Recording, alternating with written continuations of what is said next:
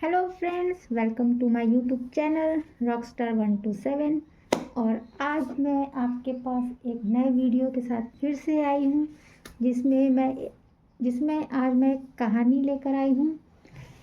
और वो सिर्फ एक कहानी नहीं है, कहानी के साथ हमें बहुत कुछ सीखने को भी मिलता है और उसमें एक बहुत अच्छी सीख भी है उस कहानी में, जो आज मैं सुनाने वाली हूँ। जब मैंने फर्स्ट टाइम उस कहानी को पढ़ा तो शुरू शुरू में मुझे थोड़ा बोरिंग लगा या थोड़ा इंटरेस्टिंग लगा, मिस्ट्री लगा। लेकिन जैसे जैसे मैं उस कहानी को पढ़ती गई तब ऐसा लगा कि नहीं, ये एक रियलिटी चेक है, ये सिर्फ एक कहानी नहीं है, ये एक हकीकत है। तो मुझे लगा कि मुझे शेयर करना चाहिए, अपने चैनल पर शेयर करना चाहिए। जो भी मेरे फ्रेंड्स दोस्त देख रहे हैं, शायद उन्हें अच्छा लगे और शायद उन्हें भी पता चले कि हाँ, कहानी में बहुत कुछ छिपा होता है और वो सिर्फ एक कहानी नहीं, एक हकीकत होती है जिसे लोग एक कहानी के तौर पर पढ़ते हैं, कहते हैं, छापते हैं। तो चलिए फिर स्टार्ट करते हैं अपनी आज एक नई कहानी। तो कहानी की शुरुआत यूँ होती है कि एक भागवतगंज नामक एक गांव था, जहाँ पे एक रघुवंश नाम का एक लड़का रहता था, जो कि अपनी किस्मत से, अपनी परेशानियों से बहुत ही परेशान रहता था। उसे अपनी हर एक चीज़ में कमी लगती थी, अपने चेहरे में, अपनी किस्मत में, अपनी पसंद में, अपनी दिनचर्या में, मतलब हर एक चीज़ में, अपनी financial problem, mentally problem, physical problem, मतलब उसको हर चीज़ में खुद पर भरोसा नहीं था, कुछ कॉन्फिडेंट नहीं था।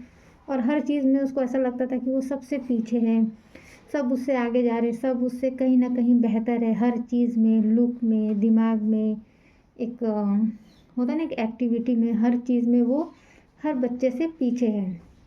वो अपनी कक्षा में हर वक्त परेशान रहता, उदास रहता, ना वो खेलता, ना वो रिसेस होने पर अपना टिफ़िन खाता, ना वो दोस्तों से मिलता, ना दोस्तों के साथ खेलता, ना अपने घर वालों से मतलब कुछ कहता।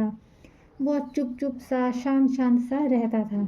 स्कूल से घर, घर से एक कमरे में आकर खुद को पर्दे लगाकर, दरवाजे लगा के, खिड़की लगाकर बंद कमरे में खुद को कोसता रहता कि उसकी किस्मत ऐसी क्यों है, वो ऐसा क्यों है, कभी रंग को लेकर, कभी दिमाग को लेकर, कि उसे हर चीज़ देर से क्यों समझ में आती है, उसे हर चीज़ देर से क्यों मिलती है, उसे वो सब कुछ क्यों नहीं मिलता जो वो चाहता है, वो बाकी बच्चों की तरह क्यों नहीं अच्छा खेलता, वो बाकी बच्चों की तरह ड्राइंग क्यों नहीं अच्छी करता, गाना क्यों नहीं गाता, नृत्य क्यों नहीं कर पाता, डांस क्यों नहीं कर पाता, एक जो भी स्कूल में एक्टिविटी होती उसमें वो किसी भी चीज़ में पार्टिसिपेट क्यों नहीं कर पाता, क्योंकि उसमें वो टैलेंट नहीं है। तो उसे वो चीज़ें अंदर ही अंदर खाई जा रही थी, अंदर ही अंदर कमज़ोर किए जा रही थी। सब लोग उससे पूछते कि आखिर क्या वजह है, तुम इतने गुमसुम से रहने लगे हो, कोई बात है तो बताओ। लेकिन रघुवंश कुछ भी बताने के, मतलब कुछ भी करो, बताने के मूड में ही नहीं रहता, मतलब कुछ बताने के लिए तैयार ही नहीं होता कि वो अपनी प्रॉब्लम या अपनी जो भी मेंटली हालत है वो किसी से शेयर करे। फिर बहुत दिन ऐसे बीत जाते हैं। फिर एक दिन वो स्कूल की तरफ जाता है तो उसे एक मंदिर मिलता है गणेश भगवान का। तो वो ना चाहते हुए भी मन मार कर एक उदासी रूप में धीरे धीरे कदमों से मंदिर की तरफ जाता है। जब वो मंदिर की सीढ़ियाँ चढ़ता है तो उसे बहुत अजीब सा आभास होता है, लेकिन वो एक एक सीढ़ी चढ़ते चढ़ते मंदिर की तरफ बढ़ने लगता है। और फिर वो अपना स्कूल का बैग, वाटर बोतल एक तरफ रख कर और बहुत ही उदासी मन से गणेश भगवान के सामने जाके बैठ जाता है और रोने लगता है कि उसकी किस्मत ऐसी क्यों बनाई, वो किसी भी चीज़ में परफेक्ट क्यों नहीं है। हर कोई हर चीज़ में परफेक्ट है, लेकिन वो किसी भी चीज़ में परफेक्ट क्यों नहीं है। आखिर उसने ऐसा क्या किया, उसने तो कभी किसी का बुरा नहीं किया, कभी किसी का बुरा सोचा नहीं, करना तो दूर की बात है किया नहीं। उससे जितना हो सकता है वो लोगों की हेल्प करता है, लोगों को समझता है, लेकिन उसके साथ कभी अच्छा क्यों नहीं होता। अब वो रोते रोते ये अपनी जो मन की व्यथा है, जो अपने मन की कन्फ्यूजन है या तकलीफ़ है, उदासी है, वो भगवान से मतलब कहने लगते हैं। तभी वहाँ पे एक साधु आते हैं और उस बच्चे को देखते हैं तो पूछते हैं, भाई क्यों रो रहे हो। तो वो अपना जो भी रहता है वो बता देते हैं। तो वो साधु उसको एक चश्मा देते हैं, कहते हैं कि ये लो और ये जादुई चश्मा है, इससे तुम वो देख पाओगे जो हर कोई नहीं देख पाता या देख के भी अनदेखा कर देता है, लेकिन तुम इससे वो हकीकत देख पाओगे जो शायद तुम्हारी सोच बदल दे, या तुम्हारी जो मन की व्यथा है उसको बदल दे, तुम्हें जो उदासी है वो थोड़ी दूर हो जाए। तो ये चश्मा पहनो। एक दिन के लिए उसको वो चश्मा साधु देता है और बोलता है कि कल इसी दिन तुम यहाँ पर वापस आना और फिर बताना कि तुम्हें इस चश्मे ने क्या सिखाया या क्या दिखाया। तो रघुवंश थोड़ा आश्चर्य होता है, सोचता है कि इस चश्मे में क्या है, चश्मा क्या दिखाता है। जैसे मैंने पहना है, दूर की चीज़ें, जैसे छोटी चीज़ें बड़ी दिखे, जैसे कम दिखता है, बराबर दिखे, परफेक्ट दिखे। तो वो सोचता है चश्मे में ऐसा क्या होगा। वो मन मारते हुए या ऐसी एक बेमन से वो चश्मा रख लेता है कि चलो ठीक है, अब इतना समझा के दे रहे हैं तो ले लेते हैं, क्या करना है। बच्चों को तो वैसे भी खिलौने, अटपटी चीज़ें अच्छी लगती हैं, उनका एक ध्यान आकर्षित होता है। तो वो मंदिर से जाते जाते सीढ़ी उतरते उतरते जैसे ही अपने जूते वूते पहनता है, बैग टांगता है, वाटर बॉटल टांगता है, फिर उसके मन में पता नहीं क्या आता है कि वो चश्मा पहन लेता है। मंदिर से निकलते ही वो चश्मा पहन लेता है। अब जैसे वो चश्मा पहन के स्कूल की तरफ बढ़ता है तो स्कूल से मंदिर के बीच में जो रास्ता रहता है, उस बीच में उसके साथ क्या होता है वो इस कहानी में मेन थीम है। जब वो स्कूल से मंदिर से जब स्कूल की तरफ बढ़ता है तो देखता है कि एक लड़का है जिसके पास चप्पल नहीं है, मतलब पैरों में कुछ भी नहीं, ना चप्पल ना जूते। और वो ऐसी तपती धूप में नंगे पैर, उसके पैरों में पूरे छाले पड़े हैं, पूरे पैर उसके ज़ख्मी हैं, लेकिन वो उसी ज़ख्मी पैरों से पूरे सड़कों पर ऐसे नंगे पाँव चल रहा है, रिक्शा खींच रहा है, मतलब मेहनत कर रहा है। तो उसे भी बहुत बुरा लगता है कि अरे ये मतलब इतनी तपती धूप में इसके पास चप्पल तक नहीं है। फिर वो थोड़ा आगे बढ़ता है तो देखता है कि कोई मतलब औरत बैठी है, उसके पास खाना नहीं है, वो मतलब जो कचरा होता है उसमें से वो खाना निकाल कर खा रही है।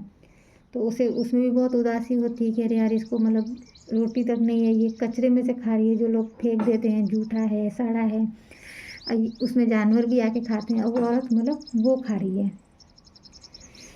फिर जब थोड़ा आगे और जाता है रघुवंश तो देखता है कि कोई बुजुर्ग है, वो निर्वस्त्र है, मतलब ऐसी है बस।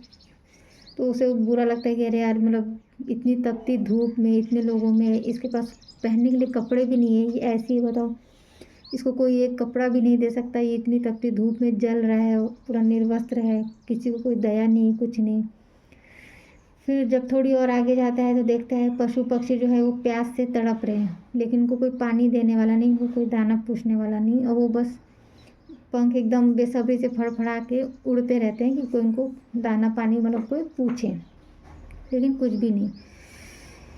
ऐसी रास्ते में उसे मतलब बहुत से लोग मिलते हैं अपनी तकलीफ़ों से जूझते हुए, अपनी परेशानियों से जूझते हुए, लेकिन वो बिना शिकायत के अपना काम करते हैं।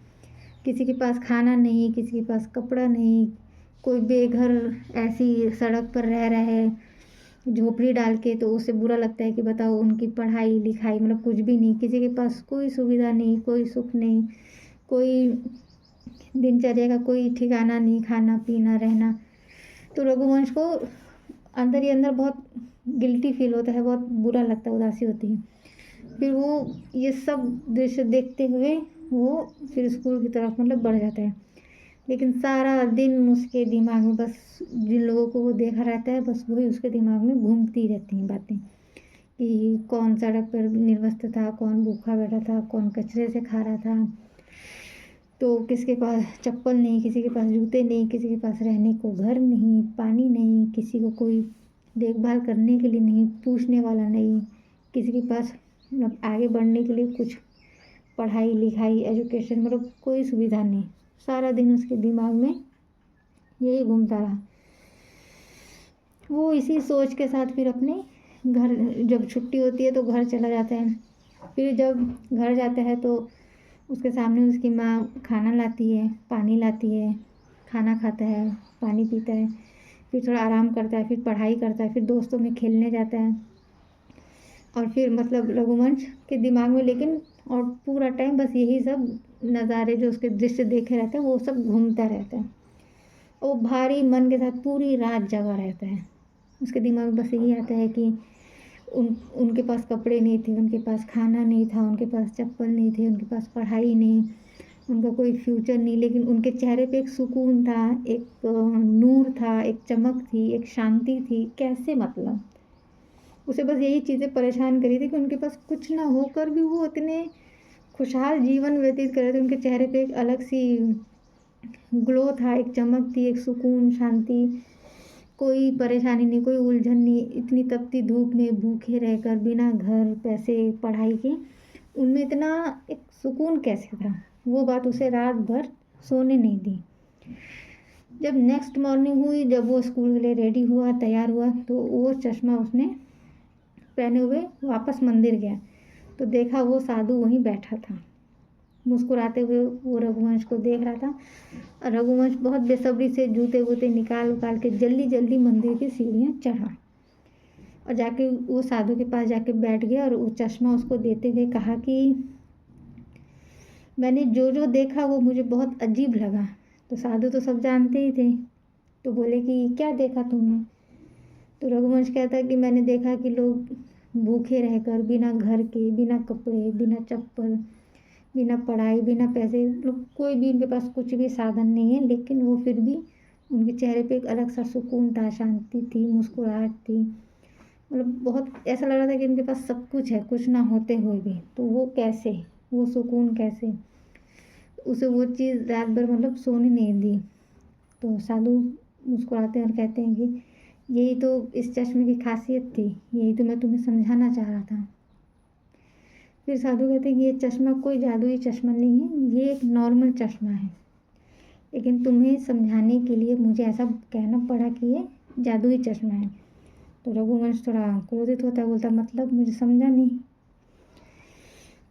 तब साधु से कहते हैं कि देखो चश्मा तो वही था, नॉर्मल सा कांच, लेकिन तुम्हें हकीकत नहीं नज़र आ रही थी। तुम्हें हकीकत नज़र दिलाने के लिए ये झूठ बोलना पड़ा कि ये चश्मा जादुई है और इसमें वो दिखेगा जो किसी को नहीं दिखता या लोग देखना नहीं चाहते। तो रघुवंश कहता है कि मुझे स्पष्ट समझाइए, क्लियरली समझाइए, मुझे समझ में। तब साधु कहते ठीक है, सिंपल भाषा में, सरल भाषा में, तुम्हारे पास कपड़े हैं, तुम्हारे पास जूते हैं, तुम्हारे पास घर है, खाना है, पानी है, दोस्त यार हैं, पढ़ाई है, सब कुछ तुम्हारे हाथ में है। तुम्हें प्रॉपर टाइम पे खाना मिल रहा है, पढ़ाई करने को मिल रही है, अपना फ्यूचर सुधारने को मिल रहा है, तुम्हारे पास स्वस्थ शरीर है, तुम्हारे पास अपॉर्चुनिटीज़ है कि तुम लाइफ में अच्छा कर सकते हो, बहुत कुछ कर सकते हो सिवाय खुद को कोसने के। क्योंकि अगर आप कुछ ना करके सिर्फ और सिर्फ अपनी तकदीर को कोसेंगे, सिर्फ और सिर्फ अपने को कोसेंगे कि उसके पास वो है, मेरे पास ये है, उसके पास बड़ा बैग है, मेरे पास छोटा बैग है, उसके पास आईफोन है, मेरे पास सैमसंग है, तो हर चीज़ में आप बस कोसते ही रह जाएंगे और उसी कमी को ही आप अपनी कमी मानकर कभी आप आगे नहीं बढ़ पाएंगे। तो साधु उसको यही समझाता है कि अपनी कमी को ना देखो, जो तुम में एक अच्छाई है, जो तुम में टैलेंट है, जो तुम उसके दम पर कुछ कर सकते हो, कुछ करके दिखा सकते हो, कुछ बन सकते हो, उस पर फोकस करो। अपनी कमी पर फोकस करने के लिए दूसरे लोग हैं जो तुम्हें हर वक्त डिमोटिवेट करेंगे, नीचा दिखाएंगे, मजाक बनाएंगे, लेकिन तुम्हें उस पर वर्क करना है जो तुम में कोई बात है। अगर पढ़ाई में कमज़ोर हो तो पढ़ाई पर ध्यान दो, ना कि बस ये कहो कि नहीं मैं कमज़ोर हूँ, मैं कमज़ोर हूँ, मेरे पास अच्छे जूते नहीं, जूते तो हैं ना, कपड़े पुराने लेकिन कपड़े तो है ना, खाना जैसा भी सादा है, खाना तो है ना, घर जैसा भी नॉर्मल है, छत तो है ना सर पे। कितने लोगों के पास तो खाना भी नहीं, छत भी नहीं, कपड़े भी नहीं, चप्पल जूते कुछ नहीं, फिर भी वो अपना जीवन व्यतीत करते हैं इस उम्मीद में कि कल को होगा। हम ऐसी मेहनत करते रहेंगे तो कुछ हम आगे बढ़ेंगे और हमारे पास ये हर चीज़ें होंगी। तुम्हारे पास ऑलरेडी है, बस कमी है तो तुम उसको सुधारो, अपनी कमी को अपनी कमज़ोरी मत बनाओ। जो खाना है उसे प्रॉपर खाओ, जो कपड़े हैं तुम्हारे पास, चप्पल जूते हैं, घर है, खाना है, परिवार है, दोस्त हैं, पढ़ाई है, सब कुछ एक परफेक्ट लाइफ है, बस तुम्हें उसको और परफेक्ट बनाना है। जो चीज़ नहीं है तुम उसके लिए तरस रहे हो, तो जो चीज़ नहीं है तुम उसके लिए मेहनत कर सकते हो। तरसने से अगर कोई चीज़ मिल जाती, भीख मांगने से अगर कोई चीज़ मिल जाती, तो आज पृथ्वी पे सारे लोग एक दूसरे से बस तरसते, जलते, बस मांगते रहते। लेकिन नहीं, हमें जो कुछ चाहिए, जितना चाहिए, क्या नहीं चाहिए, वो सब हमारे हाथ में, सब हमारी मेहनत पे। मेहनत में वक्त लगता है लेकिन मिलता ज़रूर है। और इंसान की एक खासियत होती है कि जब मिल जाती है तो कदर नहीं, और ना मिले तो सब्र नहीं। तो वो रघुवंश को यही सिखाते हैं कि जो तुम्हारे पास है उसकी कदर करो, उसकी वैल्यू करो, उसको इम्पोर्टेंस दो, टाइम दो, और उसे एक्सेप्ट करो। और जो चीज़ नहीं है उसके लिए मेहनत करो, लेकिन कोसो नहीं। कोसने से चीज़ें मिलती नहीं हैं, आपकी कमी नहीं छुपती। तकदीर में वही नहीं, ऐसा नहीं है कि जो तकदीर में लिखा वही होता है, ऐसा कुछ नहीं होता। आप जो करते हैं वही तकदीर होती है। अगर आप कहेंगे तकदीर में खाना नहीं है और आप बना दें लेकिन खाए ना, तो ऐसा थोड़ा ना कि आपकी तकदीर में खाना नहीं, खाना तो है लेकिन आपने खाया नहीं। तो वही है, ये सब कुछ अपनी कमज़ोरी छिपाने के एक बहाने होते हैं कि जो तकदीर में होगा वो मिल जाएगा, जो तकदीर में नहीं था इसलिए नहीं मिला, ऐसा कुछ नहीं है। सब हमारे ऊपर होते हैं, हमें क्या चाहिए, हमें क्या नहीं चाहिए, हमें किस चीज़ को प्रायोरिटी देनी है, इम्पोर्टेंस देना है, किसको इग्नोर करना है, किसको छोड़ना है, वो सब कुछ हमारे हाथ में होता है। तो खुद को कोसना छोड़कर खुद की कमी को दिखाना और सिंपैथी लेना, बेचारा बनना, ये सब बेवकूफ़ी है। जो है उसमें खुश रहो, मजबूत बनो, और अपने जो जितना मिला है उसको बढ़ाने की कोशिश करो, उसमें खुश रहो। लाइफ ऑटोमेटिक बहुत सिंपल हो जाएगी। तब रघुवंश को लगता है कि हाँ, साधु मतलब सही कह रहे कि मेरे पास तो फिर भी लोगों के मुताबिक बहुत कुछ है और उसमें मैं बहुत कुछ कर भी सकता हूँ, खुद के लिए भी और इनके लिए भी। तब रघुवंश अगले दिन से उसकी एक नई सुबह होती है, एक नए उत्साह के साथ, एक नए मोटिवेशन के साथ वो खुद को उभारता है, और उसके पास जो भी है, जैसा भी है, वो उसमें खुश रहता है। दोस्तों के साथ मिलना, खेलना, पढ़ना, खाना, और खुशी खुशी अपनी जो भी कमी है उसको एक्सेप्ट करता है, और जो उसमें कमी है उसको निखारता है, उसको उसमें सुधार लाता है, और अपनी लाइफ को एक परफेक्ट बनाता है। तो इस कहानी से हमें यही सीख मिलती है कि जो हमारे पास है उसकी कदर करो, और जो नहीं है उसके लिए मेहनत करो, बस। और कोई ऑप्शन नहीं है। तकदीर के भरोसे ना बैठें, तकदीर वही है जो आप लिखते हैं, जो आप करते हैं। तकदीर के भरोसे बैठेंगे तो आपको कुछ नहीं मिलेगा। इसीलिए मेहनत करिए, सब्र करिए, और बस शांत मन से अपना जो काम करें बस वो करिए। बस इसी में लाइफ का सुकून है। Thank you.